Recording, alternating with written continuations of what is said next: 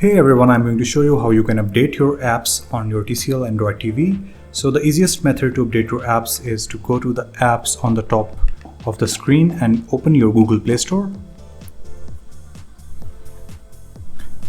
Once the Google Play Store has been opened, you can simply go to the top right corner and open your profile.